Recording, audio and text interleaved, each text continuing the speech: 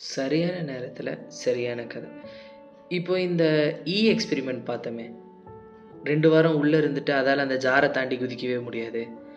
இந்த மாரி தான் எனக்கு என்னமோ நம்ம எல்லாரும் நமக்குள்ள இருக்கிற பொட்டன்ஷியல வெளிப்படுத்தாம, இந்த ஜாருக்குள்ளேயே அடைஞ்சு தப்பிக்க முடியாம மாட்டிக்கிறோமோ! அப்படின்னு தோணுது. அத பத்தின கதை தான் இது. ஒரு சர்க்கஸ்ல அந்த ரிங் மாஸ்டரு ஒரு யானைய சின்ன வயசுல இருக்கிறப்போ, ஒரு மர கம்பத்துல கட்டி போடுறாரு. ஒரு நாள் அந்த யானை ரொம்ப பெரிய பலசாலி யானை ஆயிடுது. அப்பவும் அதே மரக்கம்பத்துல தான் கட்டுறாங்க.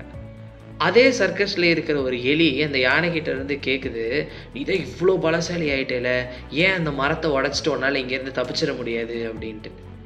அப்போ அந்த யானை சொல்லுது, "இல்ல இதெல்லாம் என்னால தப்பிக்கவே முடியாது. நான் சின்ன வயசுலேருந்து இங்கே தான் இருக்கேன்" அப்படின்னு. இதே மாரி தான் நம்மளும் நம்ம வாழ்க்கை ஃபுல்லா சின்ன வயசுலேருந்து, அப்ப இருந்து, இப்ப இருந்து அப்படின்னு சொல்லி ஏதோ ஒரு காரணத்த சொல்லி, நம்மளோட முழு பொட்டன்ஷியல் என்ன அப்படிங்கிறத யோசிக்காம, தெரிஞ்சுக்காமயே நம்ம வாழ்க்கைய முடிச்சிடுறோம். அந்த செயின உடைச்சு, அந்த மரக்கம்பத்த உடைச்சு, உங்க பொட்டன்ஷியல் என்னன்னு தேடுங்க.